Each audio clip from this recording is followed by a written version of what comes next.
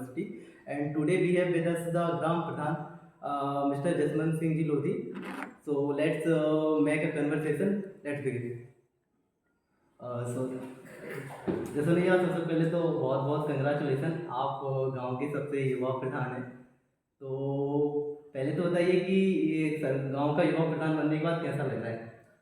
जी, बहुत ही अच्छा अनुभव, बहुत ही अच्छा लग रहा है क्योंकि गाँव वालों का सपोर्ट है और शासन की योजनाओं की लगातार निरंतर प्रयास है गाँव के विकास की योजनाओं के बारे में। तो लोग जागरूक भी हैं और अच्छा भी लग रहा है। तो थोड़ा अपने एजुकेशन क्वालिफिकेशन के बारे में बताइए, आपकी योग्यताएं, आपने कैसी क्या शिक्षा के क्षेत्र में जो आपकी जर्नी रही, आपका बैकग्राउंड के बारे में थोड़ा सा बताइए। जी, मेरी शिक्षा तो पहले ही से ही गवर्नमेंट स्कूल कॉलेजेस में चली है, तो लगातार मैं निरंतर हाई स्कूल देवरी और थाला देगावन से पढ़ा हूँ। मेरी शिक्षा 10th क्लास तक थाला देगावन के बॉयज़ गवर्नमेंट स्कूल में हुई है और 12th की जो शिक्षा हुई है वो मेरी देवरी हायर सेकेंडरी स्कूल में हुई है। और साथ साथ लगातार मैंने देवरी शासकीय ITI कंप्लीट की है 2 वर्ष का, और साथ ही गवर्नमेंट कॉलेज उदयपुरा से मैंने मकान लाल चतुर्वेदी से DCA किया है और बैचलर ऑफ सोशल वर्क जो मैंने किया है लगातार उसका ग्रेजुएट हूँ मैं बैचलर ऑफ सोशल वर्क से, मतलब सामुदायिक के क्षेत्रों में मैंने शिक्षा हासिल की। तो जैसा कि हमारे सरपंच साहब ने बताया कि काफ़ी एजुकेटेड, काफ़ी क्वालिफाई हैं, तो कि एक विलेज काफ़ी ग्रेटफुल है कि ऐसे सरपंच इनको मिले हैं। तो मेरा सवाल यही है कि अभी लाइक जो आपकी एज है शायद 24 के आसपास होगी, तो इसमें लोग जैसा अपना करियर ही डिसाइड कर पाते हैं, तो आप इतने जल्दी राजनीति में आ गए और गांव का इतना सारा प्यार मिला कि आप सरपंच बन गए। तो मेरा क्वेश्चन ये है कि ये आपको विचार कहाँ से आया कि राजनीति में आना चाहिए और गांव की सेवा करनी चाहिए? तो जी देखिए, जैसे कि मैंने बताया कि मैं सोशल वर्क या लीडरशिप का मैंने डिप्लोमा ग्रेजुएट हूँ मैं, तो पहले से ही मैं राजनीति से जुड़ा हूँ, लगभग मेरी पढ़ाई भी राजनीति से ही हुई है। तो उसके जागरूक लोगों की तरफ रुझान, गांव का विकास के बारे में पहले से मेरी बहुत पहले से रुचि है। जैसा कि हमने देखा कि अभी जैसे जसवंत भैया जब नहीं थे, सरपंच भी नहीं थे, तब भी लाइक सोशल वर्क करते रहते, जब किसी की मदद की ज़रूरत हो तो हमेशा तत्पर रहते थे।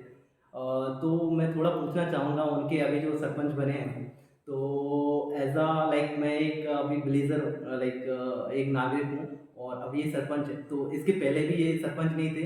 तो आप ये कैसा अनुभव करते हैं, जब पहले सरपंच नहीं थे तब क्या देखते थे गांव में, और आप सरपंच बन गए हैं तो गांव को किस दृष्टिकोण से देखते देखिए, हैं? मुझे ये लगा था कि गांव में विकास की ज़रूरत है और लोग जो प्रधान बनते हैं, सरपंच बनते हैं, तो उस तरह का विकास नहीं चल पा रहा था क्योंकि कहीं न कहीं अनुभव और साथ-साथ एजुकेशन की भी ज़रूरत थी, कुछ नए बदलाव की ज़रूरत थी।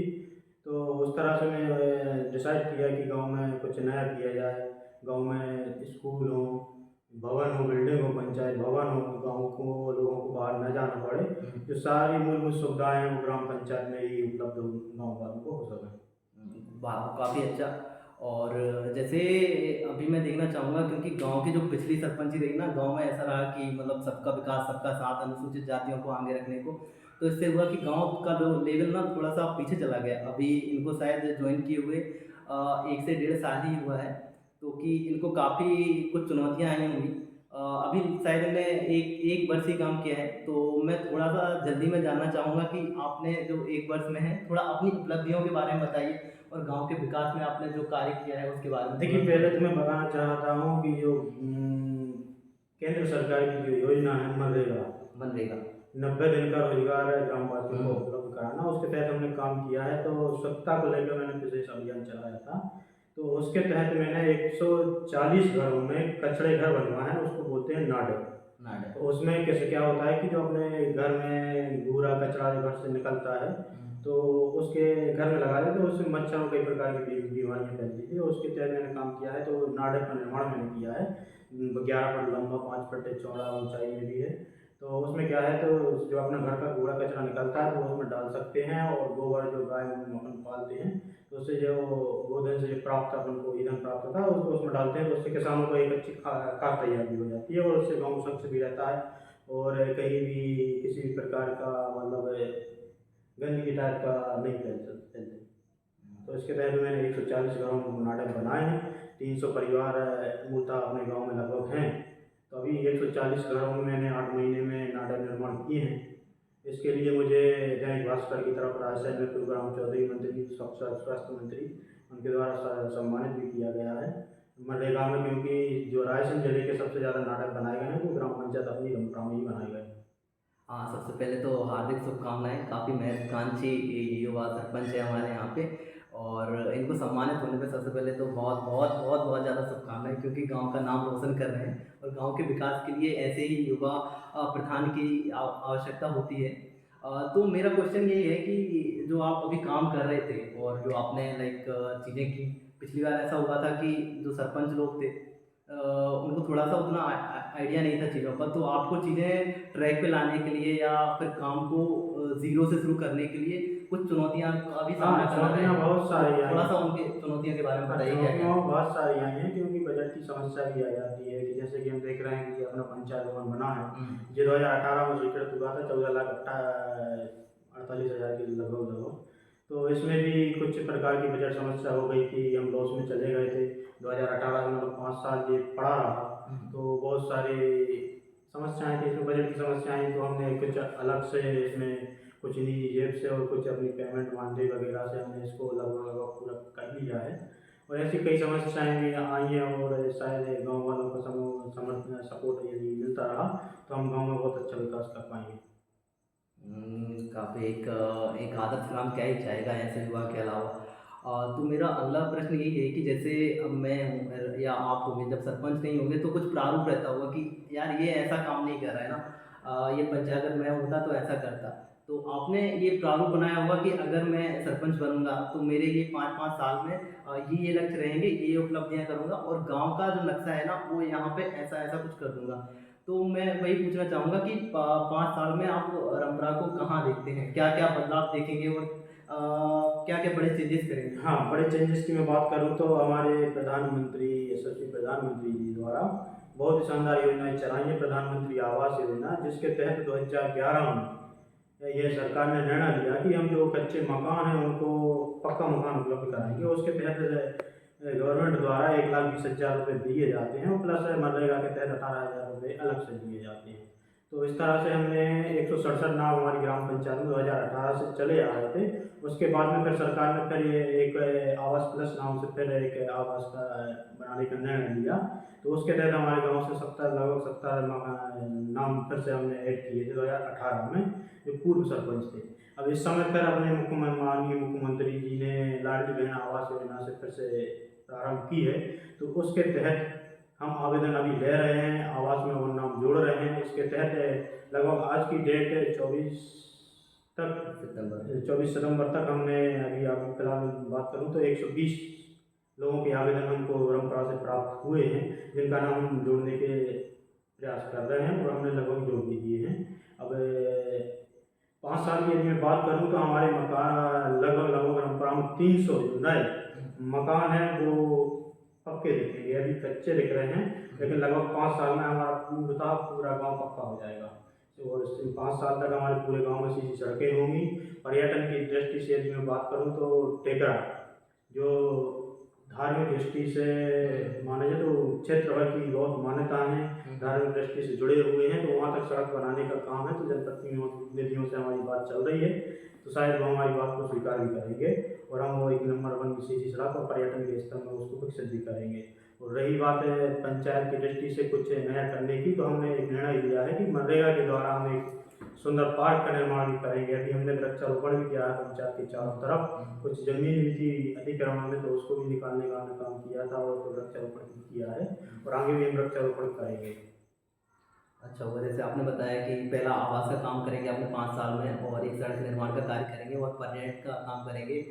और मैं जैसे अगर हम एजुकेशन में देखें कि जो अभी एजुकेशन चल रहा है, कोडिंग का युग है और जो कि युवा सरपंच है काफ़ी ऐसा इनोवेटिव सोचते हैं कि कुछ नया करना चाहे, कुछ नया करने से हिचकिचाते नहीं हैं। तो मैं एजुकेशन में वही सब पूछूँगा, क्योंकि जिस टाइम पे हम पढ़ते थे या ये पढ़ते होंगे, तो एक ही गवर्नमेंट स्कूल था और उसमें सारे बच्चे आते थे। लेकिन आज जो गवर्नमेंट स्कूल की हालत है कि गिने-चुने बच्चे आ रहे हैं। वही बच्चे आ पा रहे हैं जिनके घर वाले हैं वो अफ़ोर्ड नहीं कर पाते प्राइवेट स्कूल।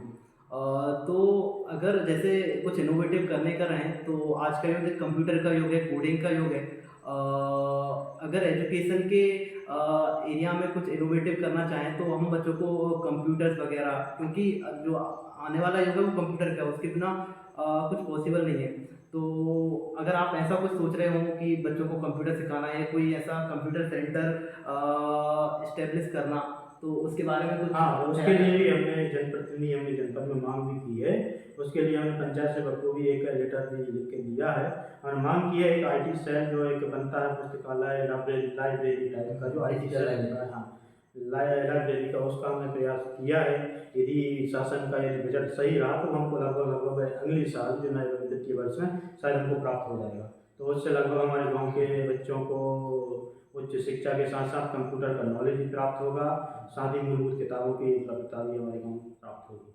हुँ। और एक और सवाल मेरा यही है कि जैसे जब भी मैं रंपरा की बात करता हूँ ना, तो like I was really excited to see that कि टू यू फील प्राउड कि आई एम विलेजियन ऑफ रंपरा।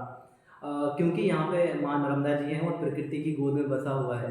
तो मैं, जैसा कि अभी ने पार्क के बारे में बताया, तो मैं थोड़ा और विस्तार में पूछना चाहूँगा कि अगर प्रकृति की बहुत बड़ी देन है, माँ नर्मदा जी यहाँ से बहती है, भगवान टेकरा वाले दादा का ये धाम है और काफ़ी शासकीय ज़मीन भी है।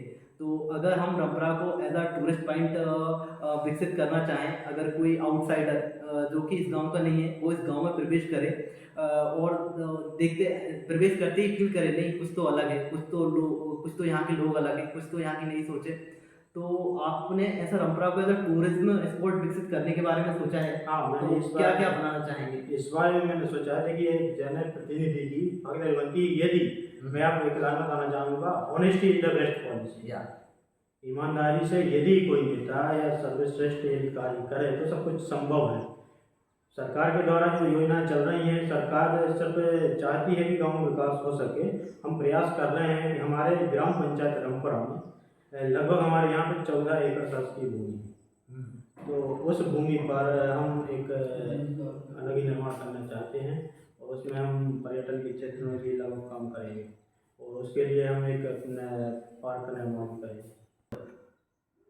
देखिए, जैसा कि कहते हैं कि पहला सुख निरोगी काया होता है, और हॉस्पिटल की यहाँ पे रंपरा में शुरू से ही समस्या रही है। और जो ऐसी ये युवा सरपंच है जो काफ़ी महत्वाकांक्षी हैं, कुछ नया करने से कतराते नहीं हैं। तो मेरा प्रश्न ये है कि यहाँ पे हॉस्पिटल और एम्बुलेंस की सुविधा कब तक उपलब्ध होगी? क्या इस 5 साल में आप कुछ सोच रहे हैं? इसके बारे में आपका क्या विचार है? जी, हॉस्पिटल और एम्बुलेंस की यदि मैं बात करूँ तो अभी ये ग्राम पंचायतों में अवेलेबल नहीं है क्योंकि ये जनसंख्या के आधार पर निर्भर होता है। तो अपनी लगभग ग्राम की जो आबादी की बात करूँ तो लगभग 1600 के समथिंग है। तो वोटर की यदि मैं बात करूँ तो लगभग 1100 के समथिंग हमारे यहाँ ग्राम पंचायत में वोटर हैं। तो इसके लिए वो सिर्फ जनसंख्या जहाँ पे ज़्यादा होती है वहाँ पे ये लक्ष्य निर्धारित होते हैं और छोटे ग्रामों में शायद इस तरह की व्यवस्थाएं शासकीय शासन द्वारा नहीं है।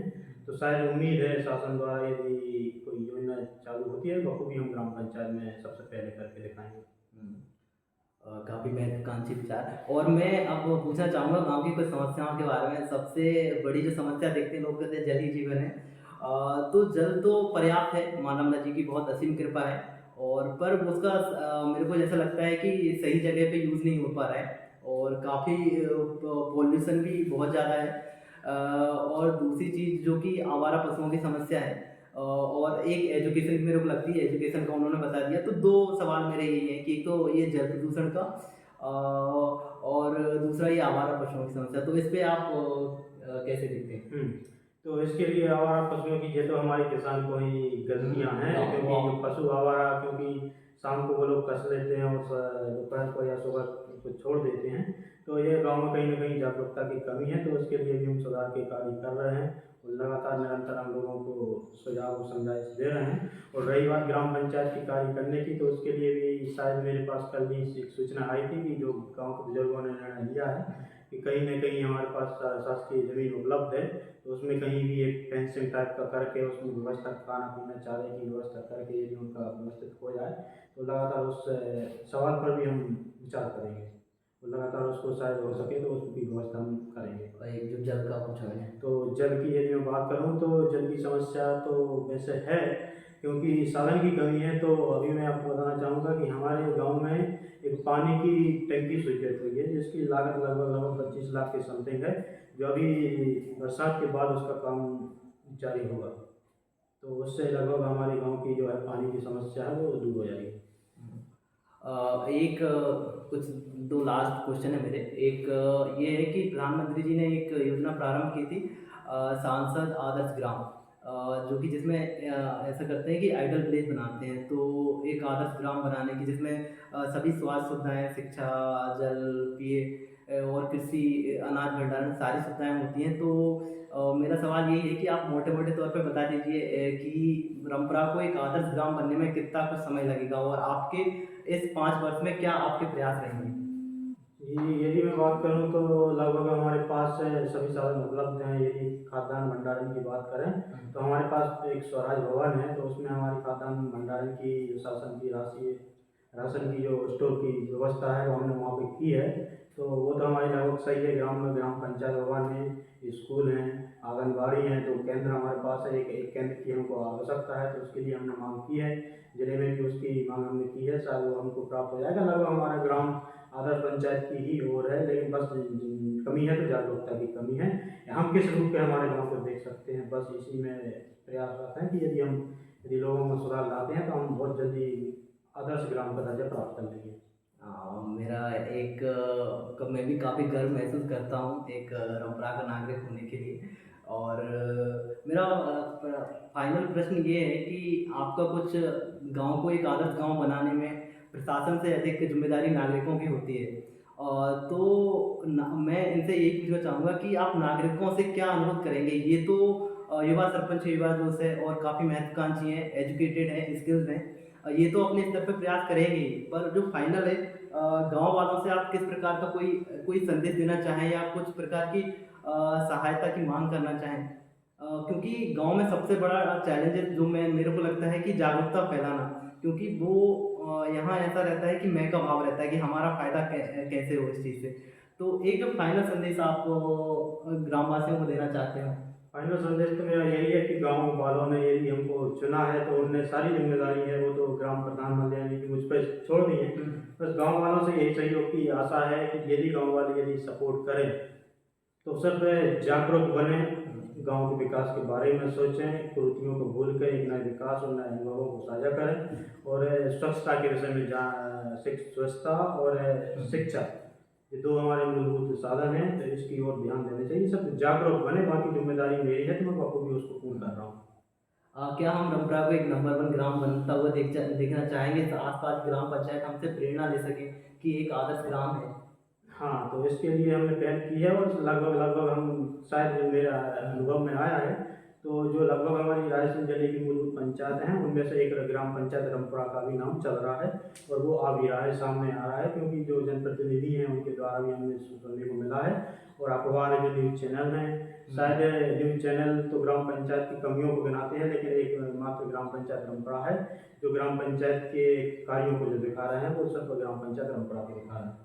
चलिए जल्दी-जल्दी में कुछ ऐसी चीज़ें बता दीजिए, एक रामपुरा का नागरिक हो तो मैं तो बहुत ही गर्व महसूस करता हूँ, आप भी गर्व महसूस करते होंगे। तो कुछ ऐसी चीज़ें जो लोग समस्याओं की बात करते हैं, चुनौतियों के बारे में बात करते हैं, लेकिन जो हमारे गाँव की खूबसूरती है, कुछ अच्छी बातें जो आपको लगता हो कि हाँ, मैं एक सौभाग्यशाली हूँ कि मैं इस गाँव में रहता हूँ क्योंकि इस गाँव में ये चीज़ें हैं। तो 5-6 बता दीजिए कुछ या 2-4 जो भी आपको ध्यान में देखिए, आए। एक बात मैं गाँव के लोगों को कहना चाहूँगा कि एक उर्दू में बहुत अच्छी कहावत है, हिम्मत मर्द मुद्दे खुदा।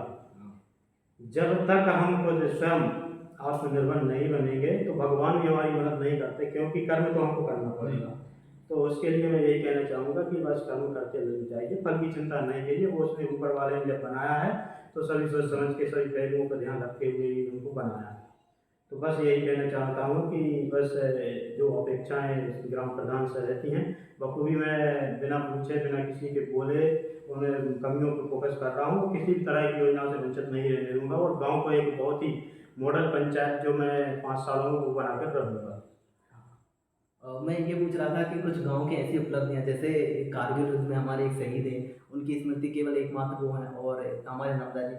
ऐसी कुछ चीज़ें जो हमारे गाँव में हैं और कहीं नहीं है, कुछ चीज़ें बता दीजिए हमारे गाँव की खूबसूरती के बारे में बता गाँव में दीजिए। जो हमारे प्रकाश चंद गणपत लाल गुप्ता जो भारत पाक युद्ध में सन 1972 में जो शहीद हुए थे, तो उनके लिए हमने स्मारक के लिए कुछ मांग भी की है, डिमांड भी की है। उसके लिए हमने काम इसीलिए रोक के रखा है कि जो बनाया जाएगा स्मारक, तो भव्य रूप से बनाया जाएगा, क्योंकि देखते जा रहे हैं कि देवरी में जो स्टेडियम चल रहा है शहीद प्रकाश चंद्र गणपतलाल गुप्ता के नाम से चल रहा है, जो इतना बड़ा स्टेडियम है उसकी लागत करोड़ों में है। तो अदर पंचायतों में हमारी ग्राम पंचायत के शहीद का नाम से चल रहा है, तो हम भी यही चाहेंगे कि हमारी ग्राम पंचायत में जो स्मारक बने तो वो ऐसी बने कि उसको लोग देखने आए और एक पर्यटन स्थल के साथ में हमारे टेकरा के साथ में वो नाम जुड़े।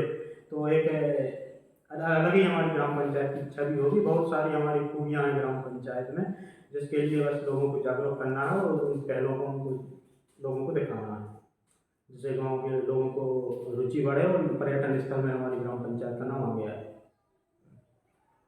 देखिए काफ़ी अच्छे से रुक ले एक कमरा काफ़ी अच्छा साक्षात्कार रहा और काफ़ी निस्वार्थ भाव से और जो उन्होंने कहा कि honesty is the best policy और काफ़ी ईमानदारी भाव से सारे प्रश्नों का उत्तर दिया। ये कि एक ऐसे युवा सरपंच हैं जो कि अपने स्व-विकास नहीं गाँव की भलाई चाहते हैं और हमेशा मैं भी एक ग्रामवासी होने के नागरिक बहुत ज़्यादा गौरवान्वित महसूस करता हूँ क्योंकि मैं एक रमरा का नागरिक हूँ। ये कहते हुए मुझे बहुत ही अच्छा लगता है। तो that's is all about through the our charcha with the pradhan. तो थैंक यू मैं फाइनली धन्यवाद देना चाहूँगा कि अपना कीमती समय हमें देने के लिए और ये चर्चा को कराने के लिए धन्यवाद।